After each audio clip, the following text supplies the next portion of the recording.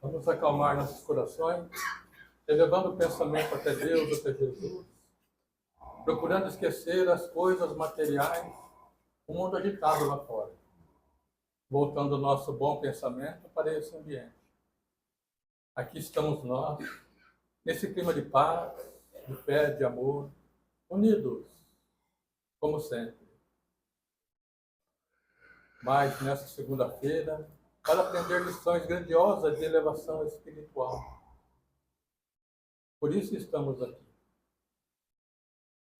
Quanto mais a gente aprende, mais evolui espiritualmente, crescendo sempre na essência e no amor de Jesus. E estar aqui é gratificante, é prazeroso, é um jeito de amar. Jeito de amar. Uma das coisas mais lindas que Deus criou. E isto virou tradição, imprimindo palavras de amor e sinceridade entre os homens. Séculos se passaram, outras gerações foram criadas, mas o jeito de amar sempre foi um só, vivido por cada povo, vivido em cada época. E na medida que a gente pratica o amor, a caridade, faz o bem sem olhar a quem, agindo assim, nós nunca vamos deixar de nos amar. E é com esse imenso amor que vamos nos aproximando de Jesus, nosso irmão maior. Oi, Jesus. Orar é querer teu amor, que é o meu mundo de paz, minha eterna, nossa eterna oração. Pai nosso que estais no céu, santificado seja o vosso nome. Venha a nós o vosso reino. Seja feita a vossa vontade, assim na terra como no céu. O pão nosso de cada dia nos dai hoje. Perdoar as nossas ofensas, assim como nós perdoamos a quem nos tem ofendido. E não nos deixeis cair em tentação, mas livrai-nos de todo mal, que assim seja. Que assim seja. Com muito carinho na noite de hoje, nosso irmão, nosso amigo Alexandre. Pode acender a luz e vamos correr que o assunto é longo. Isso. É sério, assunto longo, depois vocês ficam bravos comigo. Vamos lá, tá bom? Havia uma casa em Jerusalém, na periferia de Jerusalém. E essa era uma casa de 3 andares, também conhecida por nós como cenáculo. A casa onde houvera sido a última ceia de Jesus. Estava todo mundo apreensivo lá dentro. Vocês imaginam o medo?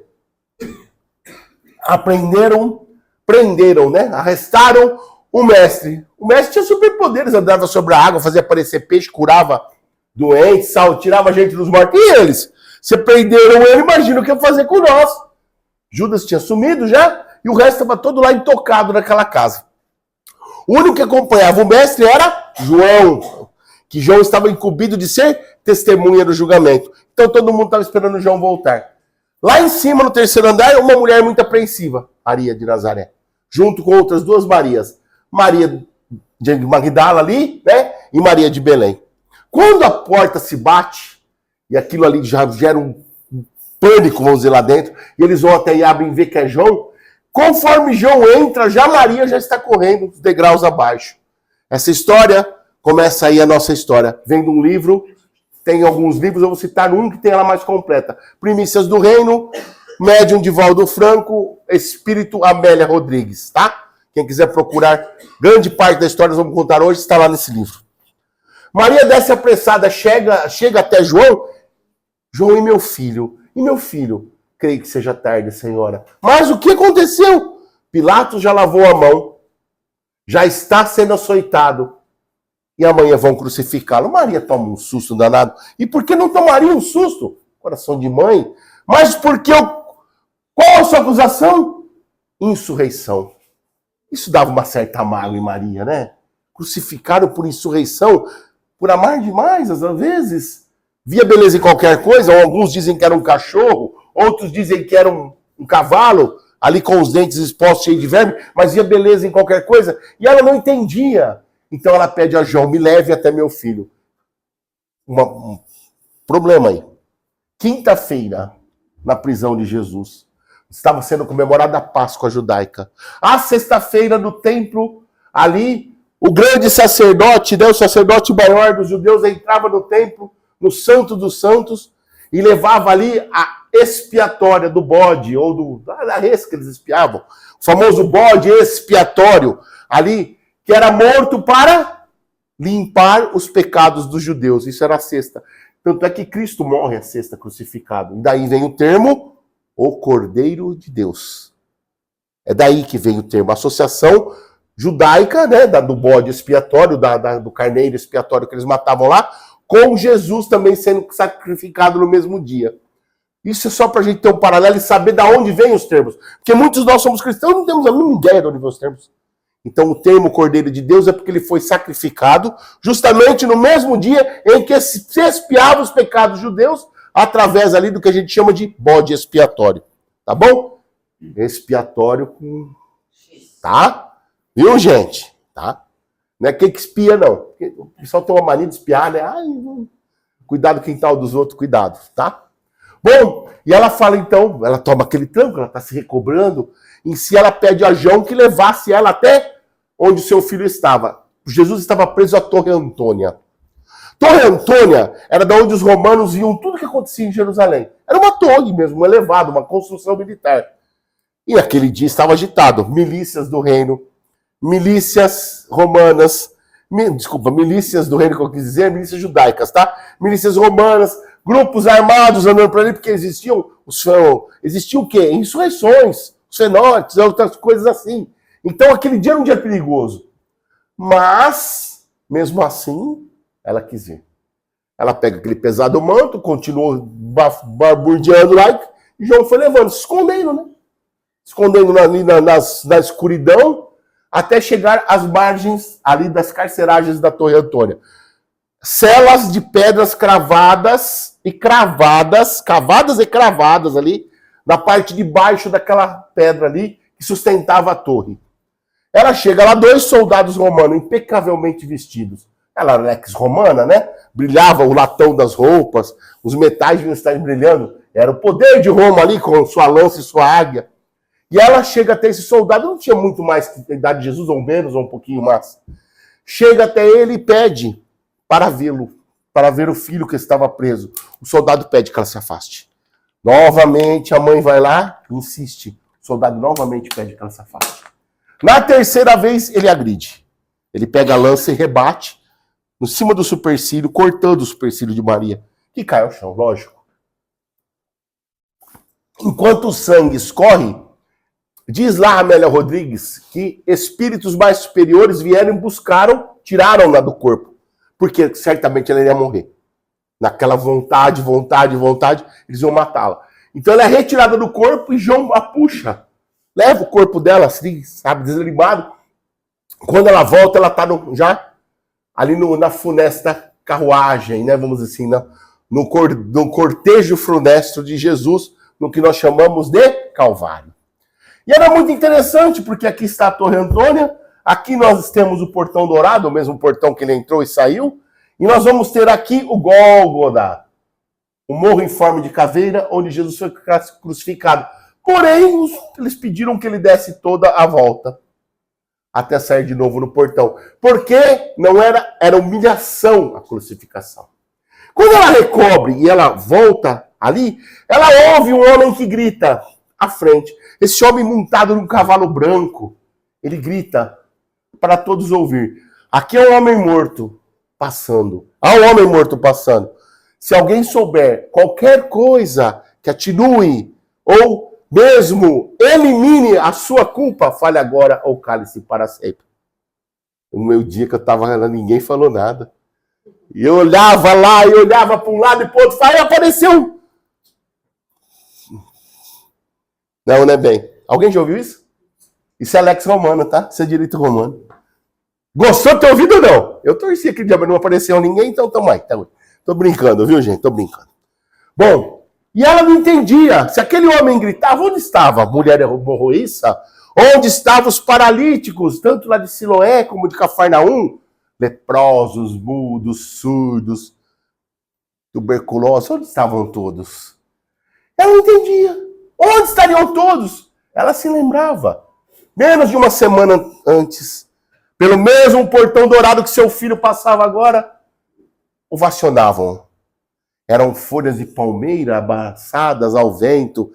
Ali, toda sorte de materiais da terra de Mamão jogado ao chão. Havia tapetes raros para que ele passasse. Tecidos raros, perfumes, joias, dinheiro. De tudo que você pode imaginar, de coisas valiosas à época material, foram jogadas no caminho desse homem. Vocês entendam, quem pisava tudo aquilo era o jumentinho que ele mandara buscar. Jesus estava acima disso. Era o jumento que pisava. Diz até uma piadinha que o jumento chegou todo em casa, falou para a mãe dele, mãe, meu vacionário. Ele falou, volta lá sem quem estava em cima de você para ver se acontece a mesma coisa. Tem muita gente aí que isso aí serve para o dia de hoje, toma cuidado, tá? E ela não entendia aquilo que estava acontecendo. Começava a sentir uma certa mágoa do pai. Por quê? E lembrava, faça de mim sua escrava, sua serva. Faça de mim sua vontade, Senhor. E aquilo ia acalmando. Foram chegando. Ali havia uma trave de 70 quilos que aquele homem carregava sobre os ombros.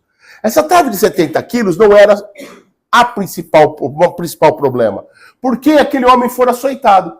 Vocês imaginaram que ele levara 70 chibatadas com silício egípcio? Por que o silício egípcio? 7 cordas de couro colocadas num bastão.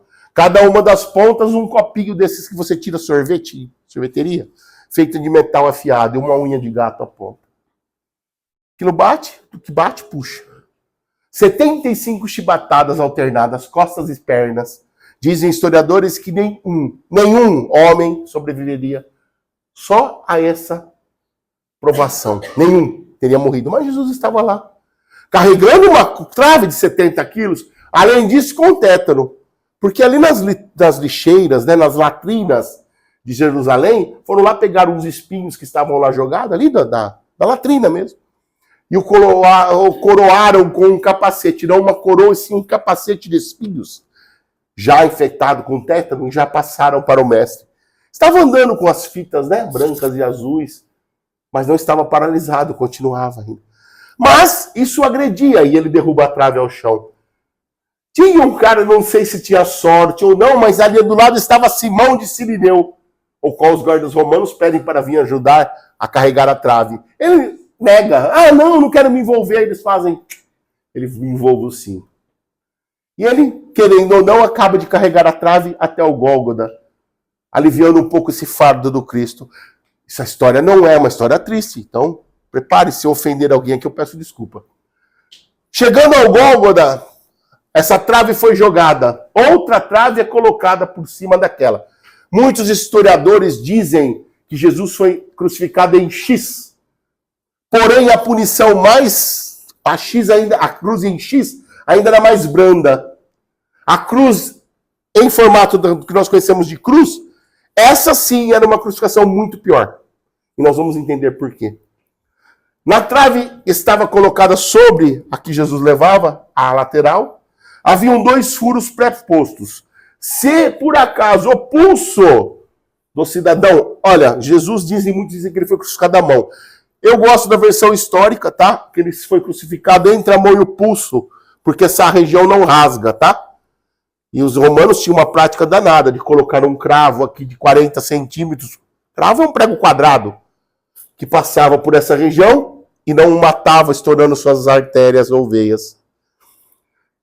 Ele era colocado sobre aquela colocação, amarrado. Mas se a mão não chegasse no furo pré, gentilmente os soldados romanos pegavam o pezinho sobre o peito da pessoa e puxavam o braço para frente. Com certeza isso deve ter acontecido com o mestre. Para quem gosta, existe um livro que deu origem àquele filme A Paixão de Cristo, do Mel Gibson, que é da Santa Ana Berenice, né? Acho que a Santa Ana Berenice é um livro católico, gente, que conta toda essa história, dos detalhes bem pior do que eu tô falando aqui, tá? Que as visões que ela teve, que deu origem ao filme, chamado do filme do Mel Gibson, A Paixão de Cristo. Para quem gosta de leitura, é um prato cheio. Bom, assim que ele era colocado, aqueles pregos cravados, cravos romanos, compridos assim, a cada batida o coração da mãe treme, né? Imagine o coração de Maria ver seu filho jogado, um trapo ao vento, jogado naquela trave, sendo pregado. Abaixo eles colocavam os pés unidos, um ao lateral do outro, assim. Aí pegavam um cravo um pouco maior, talvez desse tamanho, e batiam de um tornozelo a outro. Dizem que é a pior dor que um ser humano pode aguentar. Dizem. Nunca fui crucificado, só sei o que os outros falam. Mas dizem que é tão terrível que a pessoa pode morrer de dor. Esse tipo de cravamento ali. 3 cordas, 2 das laterais, uma na ponta, há um buraco pré-cravado no Gólgota, mais ou menos 1 metro de fundura. Eles colocam a base da cruz e puxam com tudo. Então, aquilo vai e desce de uma vez.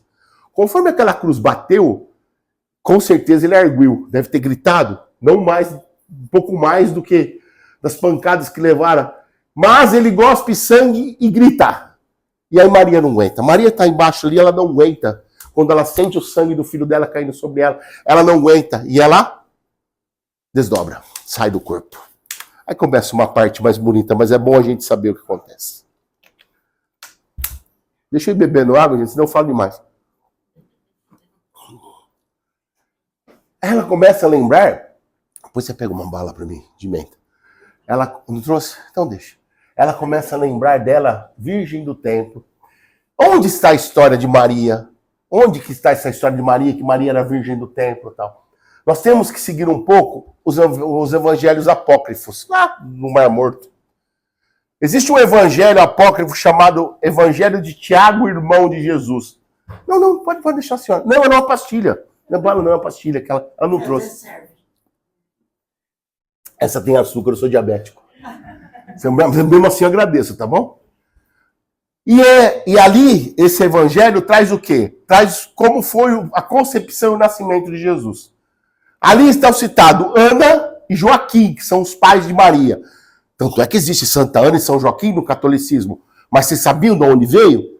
Vocês podem virar o Velho e o Novo Testamento ao meio, que vocês não vão achar. Está nesse evangelho apócrifo, que não é um evangelho canônico, que conta ali... Bom, é um evangelho meio... Mas conta ali sobre os pais. É dali que vem. Desse Tiago, irmão de Jesus. Supostamente também chamado como gêmeo. Diz que ele parecia muito com Jesus. Outra história, não vem ao caso, tá bom? Bom, ela se vê virgem no templo. 12 anos, iria menstruar. Isso é impuro. Aos judeus da época, uma mulher não pode entrar menstruada no templo, porque ela está indignificando a religião judaica. Nem estando, muito menos a primeira vez. Seria totalmente fora do nexo. Eles fazem uma reunião, convocam os viúvos ali, os solteiros, e é feito o teste do cajado. Quem quer saber mais? Lê lá. Evangelho de Tiago, irmão de Jesus, lá tem a história inteira. Se eu for contar a história, não vou na palestra que eu quero dar hoje, tá bom? Dessa sorte toda saiu José. Aí José também não gostou muito. Ele falou, bom, a menina é novinha, tem 13 anos de idade, eu tenho 60. Vamos começar a falar por aí, né? Mas no final usaram um termo assim, ó. Se você não aceitar, vai acontecer a mesma coisa que aconteceu com Jeremias. Ele não aceito. Já puseram um monte de praga dele. Falou, top, leva para casa. Vocês lembram a casa do cenáculo? Aquela casa do cenáculo pertencia a um homem chamado José de Arimateia. José de Arimateia está presente na vida de Jesus durante uma longa escala. Ele já é... José, antes de estar com Maria, já trabalhava para a família de Arimateia. José era pedreiro e carpinteiro. Manipulava tanto o cinzel como o enxó. E as pessoas não sabem disso. Não, ele fazia casas, ele construía sinagogas. Eles tinham uma profissão até de respeito, viu? E trabalhavam muito para a família de José de Arimateia. Quando ele traz Maria para dentro de casa, a família de Arimateia, ou o próprio Arimateia, que já era novo, mas não era, já era contemporâneo a José, pede um serviço e José sai 4 meses de casa. Nesse termo, Maria recebe o anúncio do anjo, que vem até ela e diz, ó Maria, tu és cheia de graça, o Senhor é convosco, bendita sois vós entre as mulheres, bendito é tu, fruto, e o fruto do teu ventre, do seu ventre. Tu conceberás um filho, e ele se chamará Yeshua, ou Jesus. José chega, pega Maria já, saltadinha na barriga ali uns 3 meses, começa a descabelar, né? Meu Deus, o que eu fui fazer? que eu fui fazer comigo? Olha o rolo que eu arrumei para mim. Lógico que ele vai desesperar. Aí ele vai culpar, como é mais fácil culpar os outros, ele vai olhar para Maria e vai falar, agora eu vou culpar ela, né? O que você fez primeiro? Era ele. Agora, o que você fez comigo? Ela, nada. Não, você fez alguma coisa. E começa a culpar todo mundo, inclusive a Deus, mas ele recebe a visita do anjo, que explica. E ele aceita. Ele tinha iluminação para isso. Ele fora preparado para entrar nisso. Tanto ele aceita que ele fala, então vamos te esconder, porque isso vai dar problema. Lógico, gente, é apedrejamento. Isso vai dar problema, então vamos te esconder. Vai lá para tua prima Isabel. Chega lá, Maria chega. João tinha nascido, tá? Tinha acabado, era um bebê. Maria chega, Isabel põe a mão em ventre de Maria e diz, abençoada é teu ventre, ó Maria, entre as mulheres. Tá aí a primeira parte da Ave Maria, gente. A segunda parte era rezada como mãe de Jesus. Lá em 323 depois de Cristo, 325 para ser mais exato, Concílio de Nicéia primeiro, eles tinham que unificar e trazer... Não tá bem? Não.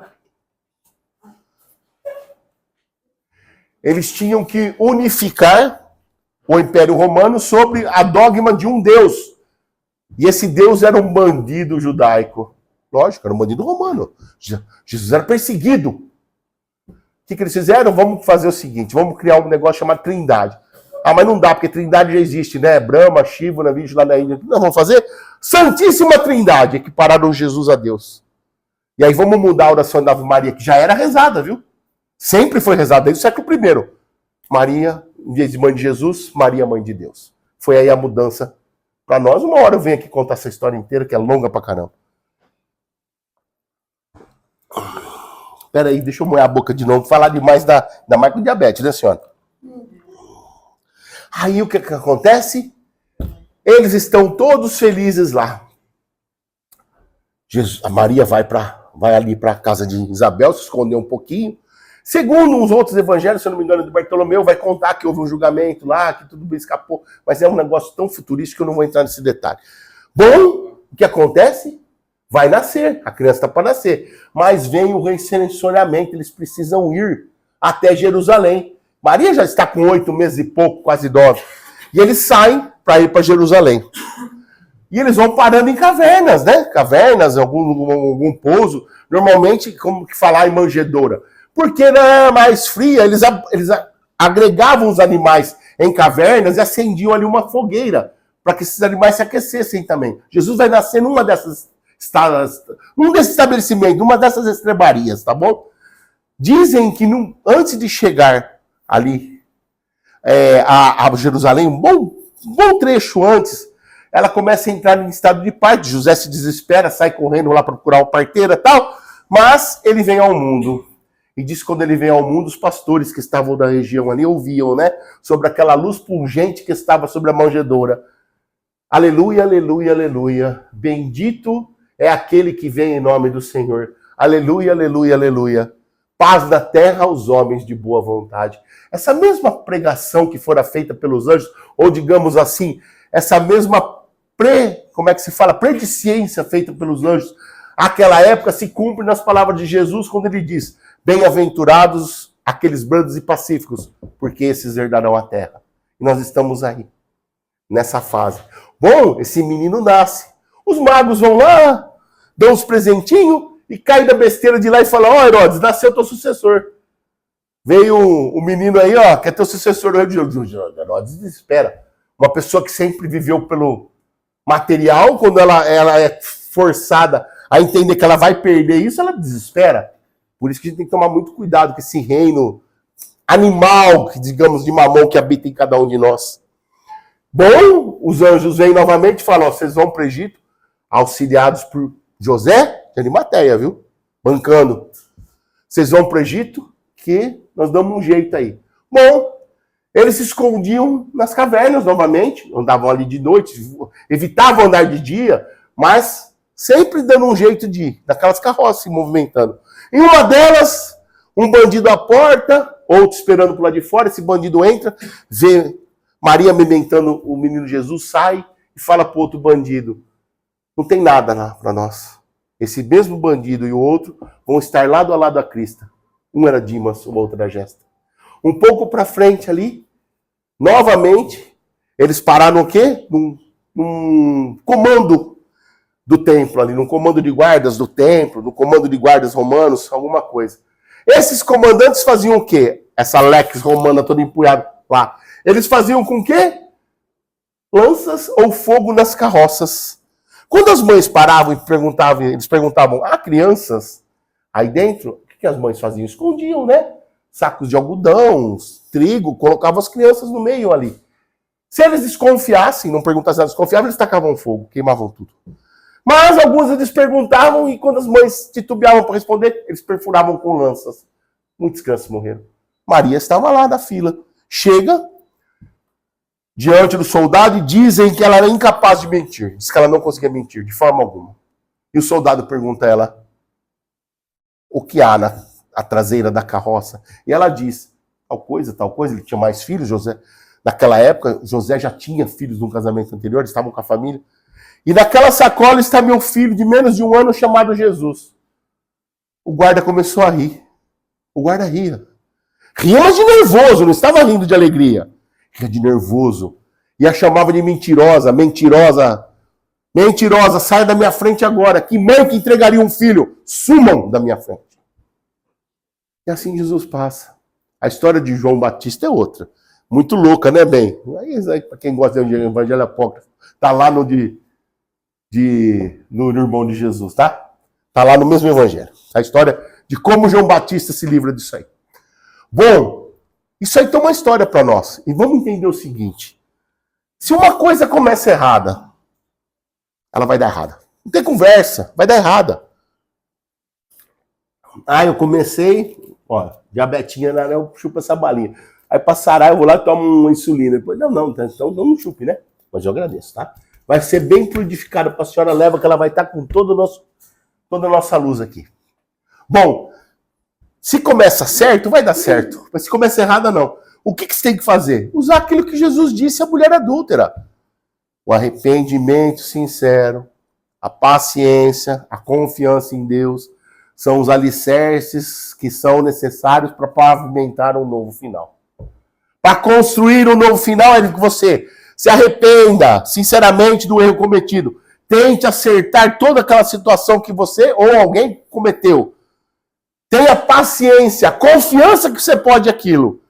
Que aí você vai pavimentar um novo final. Você tá acabando uma coisa errada e começando uma certa.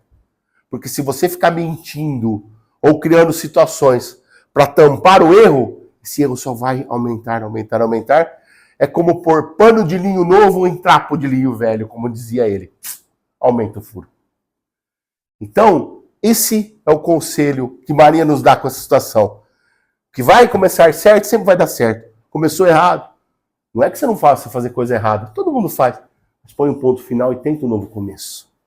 Bom, eles ficam alguns anos no Egito. Os anjos pedem para eles voltar, eles voltam. Jesus tem mais ou menos 7 anos. Eles estão vivendo uma vidinha pacífica lá. José já está bem velhinho. Eles vão até Jerusalém. Jesus está com 11 anos, lá novamente no estacionamento do templo. Aí cada um vai para lá, para cá. É que nem um cachorro que tem muito dono. Ele morre de sede ou de fome. Sabe? Porque, o fulano tratou. Quando vai ver, ninguém tratou. Coitado do cachorro, estava sequinho. Mais ou menos isso. E Jesus fica no templo, as caravanas vão saindo, eles acham que está com o outro. 3 dias depois eles percebem, cadê o menino? Volta tudo correndo. Aí Jesus já chega dando bronca no coitado de lá, tá falando, interpolando quem que era aos doutores da lei e aos sacerdotes, quem que era Sofia. Uma outra palestra. Nem vamos tocar nesse assunto. Bom, você, menino, olha o susto que você deu na tua mãe e no teu pai. Ele falou, que pai? Susto no pai? Teu pai, José. Ele falou, não, eu tô aqui cuidando dos negócios do meu pai. Ai, que pancada, né? Esses laços terrenos e não terrenos que Jesus tinha era complicado, né? Bom, mas eles voltam tudo para Jerusalém. Logicamente, José falece, Jesus assume com outro irmão a carpintaria, eles começam ali trabalhando normalmente para Arimateia e para a família e para alguns outros, até que um dia ele vai se reunir num lugar bonito lá, pertinho dali, uns 7 quilômetros de Nazaré, onde um amigo dele vai casar. E aí vai todo mundo para lá, chega lá, acaba o vinho. Vergonha, meu Deus do céu. Era uma vergonha. A família ficava tão falada que morria todo mundo, ainda se falava daquele dia que acabou o vinho da festa comida. Era uma vergonha para a família. Casamento de 7 dias, né? Acabar no segundo, nossa, vinha todo mundo embora xingando. Xingava mesmo.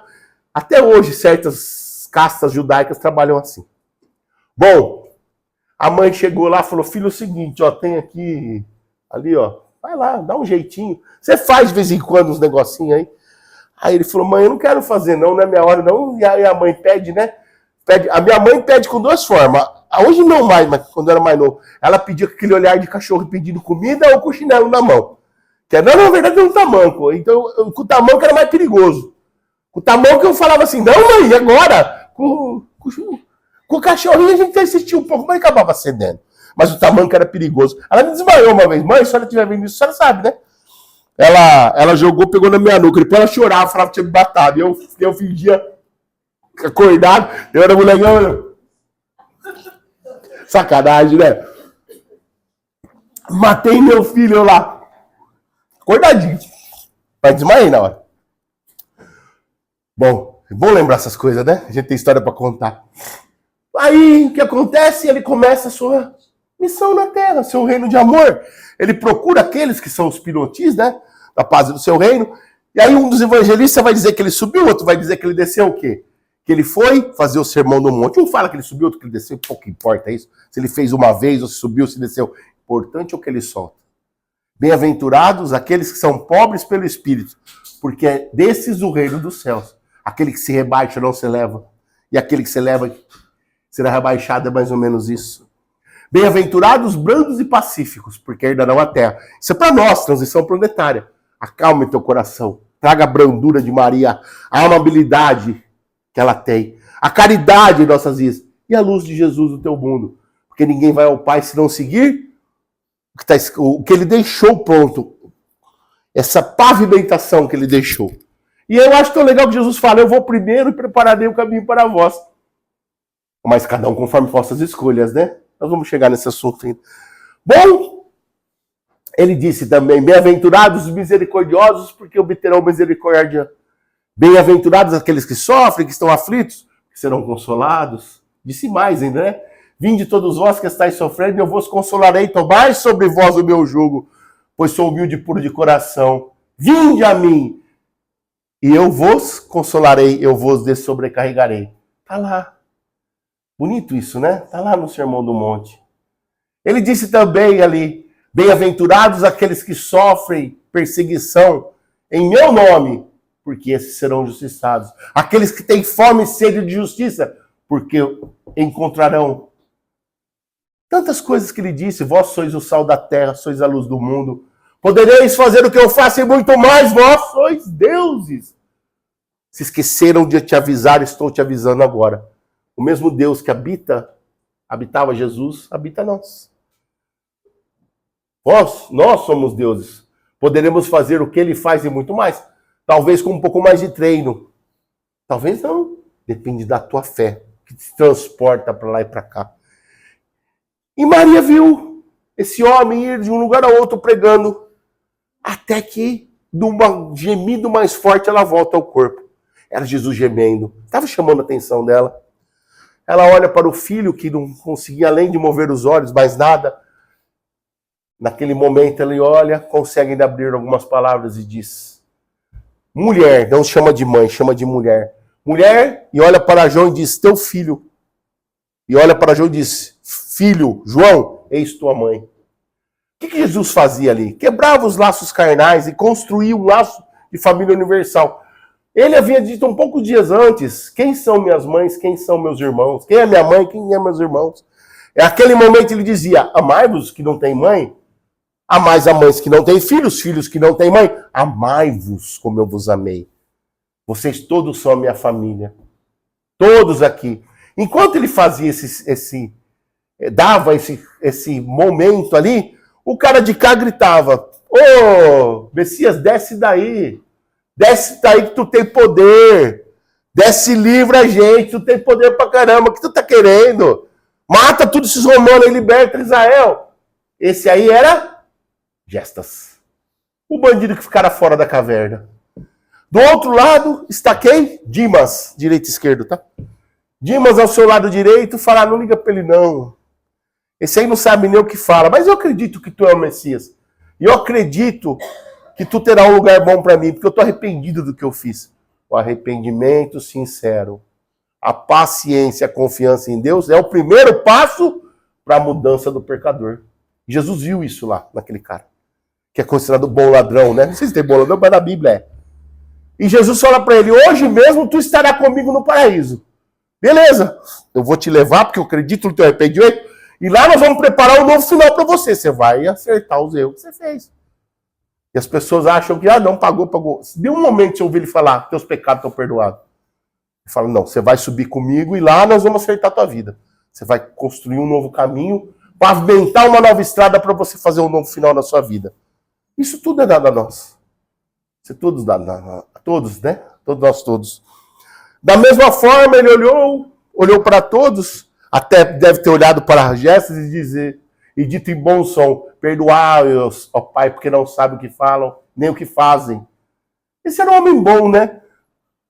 Estava lá todo estrupiado, bandeira sujamente, e fala, bom, eu vim talvez na época errada, mas vou deixar aqui a minha história. Esses aí não sabem o que fazem mesmo. Amanhã. Tem gente que chutou a cruz? Não sei. Pode ter chutado. Às vezes eu acho que eu chutei, mas é uma outra história. O tempo vai passando mais um pouquinho, chegando à 9h, 3h, tá? É começado a contar a partir das 6h. Diz que o céu se fecha, ele evoca o Salmo 21. Olha, aí eu posso estar errado, 21 ou 22, tá? Procurem lá, que é o Salmo profético. Se eu não me engano, o 22 é mesmo que eu ando pelos anos da sombra, tá? O 21 é o profético, que anuncia o Messias. Que começa, ó Deus, ó meu Deus, por que me abandonaste? E ele anuncia esse salmo na cruz para se cumprir a profecia lá atrás. Se eu não me engano, em Malaquias, que falaria que... Porque ele teria que fazer esse ritual, teria que cantar esse... Era cantado, tá? Os salmos eram cantados. Novamente olha para o céu e diz, Eli, Eli, a ti eu entrego o meu espírito. Houve trovões, diz que tremeu tudo, não sei. Não quero lembrar se eu estava lá não, tá? Talvez esteja, parece. Eles pegaram, subiram a cruz, colocaram um pano de linho na cabeça de Jesus, ainda a cruz. Veio um homem que saltava, um homem baixinho, de 1,43 m, 45, não era muito alto mesmo. E ele dava 3 pulos para ver onde estavam os soldados dele. Esse era Longinos. Longinos era comandante de 10 soldados romanos à beira da cruz. Então ele tinha que pular, porque como ele era muito baixinho, disse que ele pulava muito alto, ele viu onde estavam os soldados dele para dar os comandos e tal. E aí vem Longinos, pega uma lança e perfura a lateral do corpo de Cristo. Por quê? O Cristo não podia ter nenhum osso do corpo quebrado. Nunca tivera e não seria naquele dia. E como era o final da crucificação, eles pegavam uma marretinha e quebravam os joelhos dos crucificados. Para sufocar o pulmão, porque a pessoa desce e o pulmão não respira mais, a pessoa morre asfixiada. Isso era bom, quando era deixado lá, para morrer 3, 4 dias depois, né? Mas naquele caso lá, eles estavam quebrando os joelhos. Mas Longinos fura, sem quebrar nenhum osso, e aí se cumpre a profecia que o Messias não teria nenhum osso quebrado. E nós ganhamos um santo católico. São Longuinho, seu achado, 3 pulinhos. Vem daí, tá? Esse era Longinos, que pulava sempre 3 vezes para ver os soldados dele. Bom, o corpo é retirado, embrulhado em linho, levado até o sepulcro de José de Arimateia. Atrás aqui, o Getsemane, ou Jardim das Oliveiras. Aqui, o Jardim de Rosas de Arimateia. Aqui o Gólgota e aqui os túmulos de Arimateia. Túmulos cavados na rocha ali, tá? Ele é levado para um desses túmulos lá. Recém-escavado. Quando ele é colocado lá dentro, ele é colocado deitado. Se enterra. Os judeus daquela época, não sei como é hoje, eram enterrados em pé. Não é bem enterrado, né? Eram colocados em pé. Mas como não havia tempo, estava ali o Shabat, eles pegaram e colocaram sobre o chão. Atrás, na porta, foi enrolada uma pedra de moinho, 16 ou 17 toneladas, por uma multidão de soldados romanos, muita gente. Rolaram essa pedra, colocaram cravos romanos cravejados, assim, passado cordas, prendendo a pedra, e ali o selo imperial de Roma, o selo de Pilatos, colocado em cena. Todo mundo embora, ficou 2 coitados lá, né? Tomando conta. Esses 2 coitados, se vocês quiserem ler a história deles depois, vocês lêem um livro chamado Ressurreição, ou assistam um filme, Ressurreição, um filme católico. Conta a história desse cara aí. Não, Cláudios e o Lúcio são quem persegue esses dois aí para punir eles, tá? Só que esse soldado que estava lá, ele vai ter uma reunião com Jesus. Tá no Atos dos Apóstolos, eu não lembro o nome dele, acho que era Paulo. Vai ter uma reunião com Jesus, mas é uma outra história, outra palestra, não dá para entrar por aí, tá? Bom, chegaram nessa segunda-feira de manhã, a pedra jogada bem longe, longe mesmo, bem longe. As cordas implodidas, de dentro para fora. Você sabe quando estilhaça desse formato? Então elas tinham sido implodidas. Ou implodida. Bom, ninguém, os dois paninhos de linho colocado lá no chão. Todo mundo que chegou lá, estava Maria de Belém, Maria de Nazaré, Maria de Magdala, João, Tomé, estava um monte de gente lá. Todo mundo falou, opa, roubaram tudo. Lógico. Se você não tem o corpo, você não tem peregrinação, você não cria um mito. Então eles estavam achando que os romanos roubaram o corpo do mestre, quer dizer, acabou ali, né? Não tem corpo, acabou. Mas Magdala não vai, não. Os outros voltam para o cenáculo, até a Mãe Santíssima, mas Magdala fica. E ela vai até ali onde é o jardim de Arimateia e vê um homem ali. Ela não reconhece como mestre. Quando ela chega mais perto, ela vê que é Jesus, mas é um Jesus diferente. É um Jesus que não está muito Jesus, né? E ela vai abraçar ele e fala, não abraça não. Eu não estive com o pai ainda. O que Jesus tinha feito? Se você pegar o evangelho apócrifo lá de Bartolomeu, ou de Barnabé, tanto faz. Bartolomeu está vendo a crucificação de um monte perto, tá? Jesus está crucificado, ele está vendo. Aí, quando Jesus ressuscita, que se tornou vivo, que era conhecido como Nazareno vivo, Barnabé, lá no cenáculo, interpola ele e fala o seguinte, mestre, eu estava vendo a tua crucificação e eu pisquei, eu te vi na cruz, a hora que eu pisquei de novo, o senhor não estava mais. O que aconteceu? Ele fala, não, Bartolomeu, você tem razão. Eu desci ao inferno, libertar as almas presas por Hades e Bilial. Isso é uma outra história, tá? Ele falou que foi a mansão dos mortos, depois volta à vida no terceiro dia. Quem aqui já rezou o credo católico? Desceu à mansão dos mortos, ressuscitou no terceiro dia.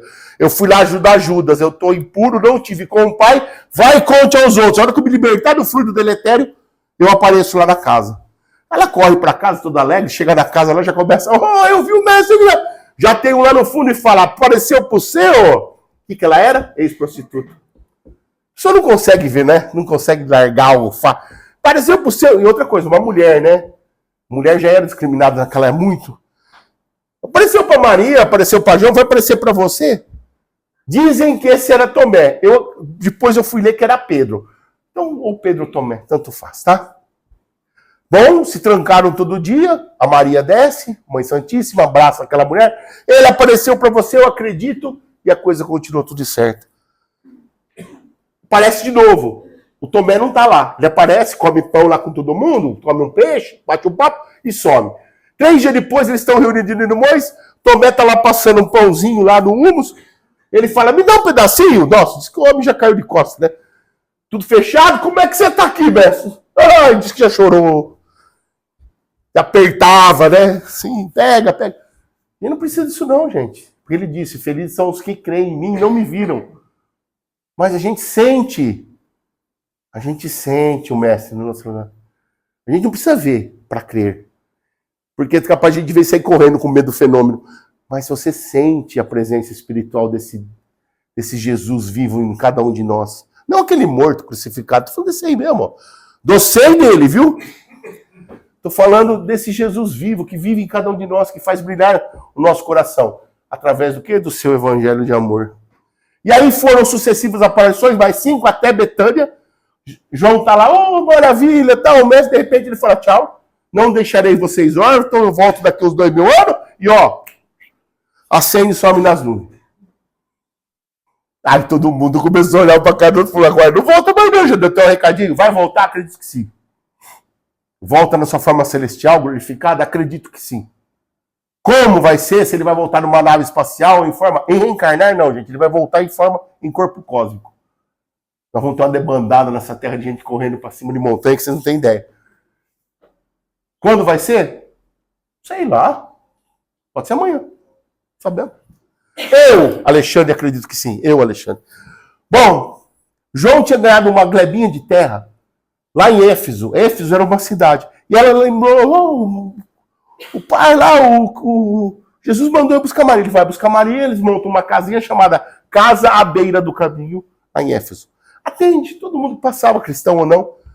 Os tempos vai passando, um dia passou um leproso, pediu uma comidinha, ela fez um pratinho de sopa, cuidou das bandagens, passou um bálsamo. No outro dia ele saiu gritando: tu não és mãe só de Jesus, tu és mãe santíssima da humanidade. E gritava para todo mundo: Maria, tu é mãe da humanidade, Maria, tu é mãe da humanidade.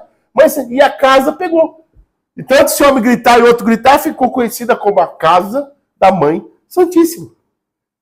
E se você for contar a história dessa casa, ela tá rindo aqui, mas olha, dá umas 10 palestras, só a história da casa. Bom, o tempo foi passando. Você imagina que Maria já estava com 90 e tantos anos, vamos botar uns 96 anos aí, sentadinho lá na beira da calçada. O ano era 80 e tanto já, depois de Cristo. E ela lá triste. Por quê? Já estava velha. E ainda continuavam matando em nome do seu filho. Ainda continuava matando em nome do seu filho. E ela, aquela mãe, mas por quê? Bom, nesse dia ela estava tristinha, olhando pro chão, ela ouviu lá uns passinhos. Ela olhou, ela falou: nem vou levantar a cabeça, só vem pedindo, não que ela tinha mágoa. Ela sabia. Mas esse dia não, ela começou a sentir uma energia diferente, uma energia forte. Ela levanta o olho, ela vê Jesus em sua forma esplendorosa, né? Era o filho. E ela, no primeiro impulso, foi ajoelhar aos pés dele. Ele cata ela delicadamente, senta ela de novo, ajoelha aos seus pés. Beija seus pés e diz: mãe, eu não sou digno que tu amarre o cadastro nas minhas sandálias. Eu não sou digno que tu ajoelhasses ao meu pé, tu que já viste tantas estrelas. Eu vim sim te buscar, mas que tu seja a rainha dos anjos aqui na terra. E Maria pegou, acho que a missão mais complicada, que é os suicidas, né? E cuida disso aí muito bem. Bom, eu vou avisar João e vem te pegar. Ela se vê fora do corpo. Ele desce para avisar João, Maria rapa. Vai aonde? Lá no Coliseu. Lógico, ela estava preocupada com aquele monte de gente morrendo no nome dela, lá no Coliseu, o pensamento. Ela olha para baixo, o Coliseu lotado. Lotado de gente. Tem cristão de todo jeito. Criança, velho, gente já tá morta. Tem tudo lá, tá abarrotado. As feras todas em volta. Já imaginou? Leões, tigres, leopardo. Tudo 15 dias sem comer. Tava tudo babando. Nero sentado em sua poltrona de ouro, com a sua beleza imponente. A população ali no Coliseu toda querendo ver aquilo que ela tá querendo mesmo. Era desespero, grito. Você imaginou o clima daquele lugar? Que fedia a morte? Aquela população queria aquilo. E Maria olha aquilo, desce calmamente, em forma de espírito. Vai ter uma jovem no centro do Coliseu. E ela fala: filha, comece a cantar o salmo. Os salmos eram cantados. Comece a cantar o salmo. Um salmo de amor, um salmo de adoração a Eli. E a menina entrou um salmo qualquer. O do lado começa a cantar o mesmo salmo. Aquilo vão se cantando. Aquela energia de egrégora positiva vai aumentando. Todo mundo começa a cantar. É uma cantoria em nome de louvar ao Deus único. E aí aquela tensão, aquele sabor de morte vai diminuindo, vai desaparecendo. Estão todos lá, mas existe tensão? Não. Existe harmonia? Não. Existe tristeza? Não. A população já começa a olhar para Nero furioso. E ele dá o comando, né? Matem todos. Solte-se a sério. Há uma cabeça rolando para cá, um braço para lá, lógico. Vai ter corpos. Nós estamos falando ali de sacrifícios, né? Mas não há o quê? Nada além daquilo. Não há nenhum tipo de energia telúrica ali, energia ruim. E a população começa a ir embora. Já está xingando até o Nero lá. Porque eles não viram o que eles queriam. Conforme as pessoas iam desencarnando e subindo, Maria ia abraçando uma a uma no seu manto. Uma a uma no seu manto. Quando o último desencarna, chega Jesus, olha, sorri. E aí dizem que enquanto eles ascendiam no céu, naquele facho de luz, lia-se no firmamento: Ave Cristos, os que morrem por ti te saúdam. Passei do horário, vocês me desculpem. Vamos orar?